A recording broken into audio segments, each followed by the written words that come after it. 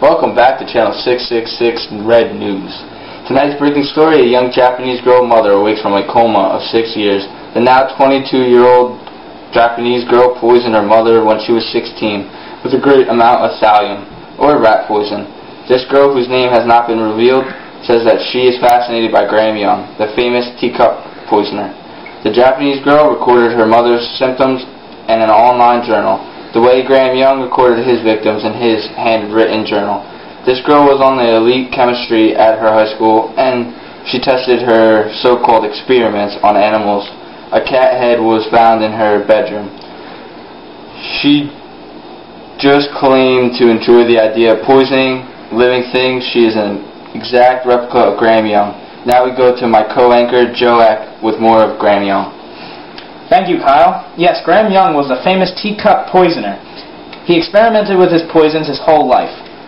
Graham was born in Needhamson, North London on September 7, 1947. Growing up, he was a normal boy until he turned the age 12. He read non-stop about murdering people with poison, basically. Ones where the victims were poisoned so badly that they died from it. He was obsessed with Adolf Hitler and started wearing a swastika badge to his school every day. The only classes he ever excelled in were poisons, chemistry, and toxicology. By the age of 13, he knew so much about poisons that he convinced local chemists in his town to sell him large quantities of antimony, arsenic, digitalis, and thallium for his so-called school experiments.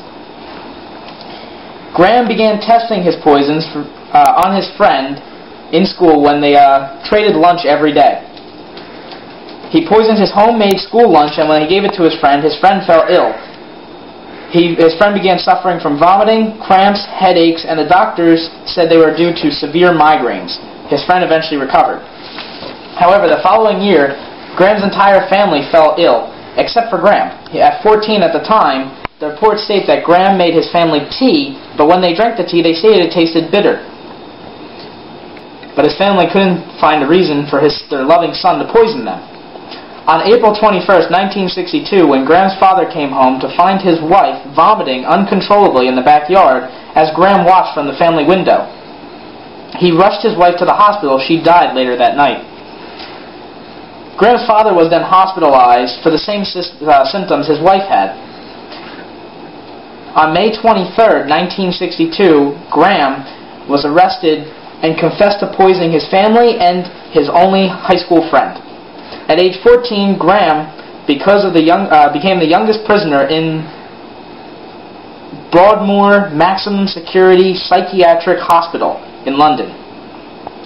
He was there to serve 15 years from the age 14 to the age of 29. Within days of his arrival at the prison, his inmate John died of cyanide poisoning.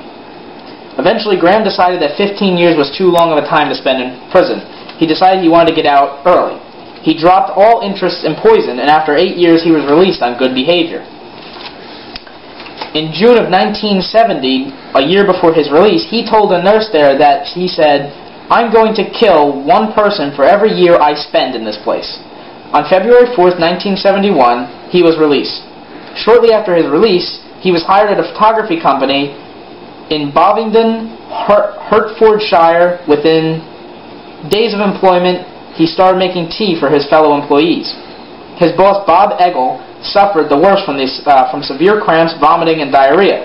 He was also hospitalized but then died 10 days later from what doctors stated was pneumonia.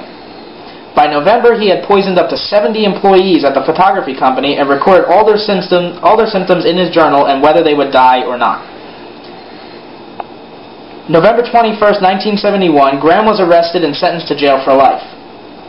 At the trial, he was asked if he felt any remorse for all of his victims. He stated, "No, that would be hypocritical. What I feel is the emptiness of my soul." But don't fear, for Graham died in Packhurst Prison in 1990 at the age of 42.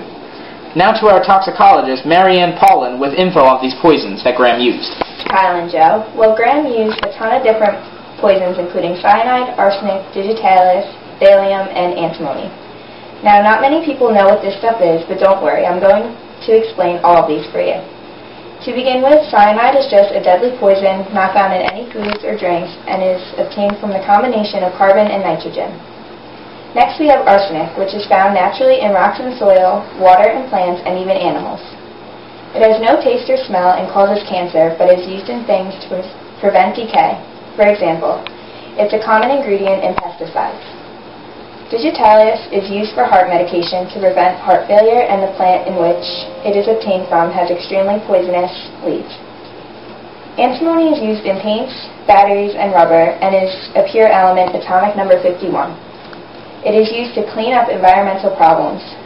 Lastly, Graham's favorite, thallium, is an odorless and a bluish-white metal, and it is obtained as a byproduct from smelting other metals. Thallium is commonly used in rat poison, and its effects on the human body can be severe, such as vomiting, diarrhea, and hair loss. Almost all of Graham's victims suffered from symptoms of extreme vomiting or diarrhea, most likely caused by thallium, his favorite poison. For Channel 666 Red News, I'm Mary Ann, and have a good night.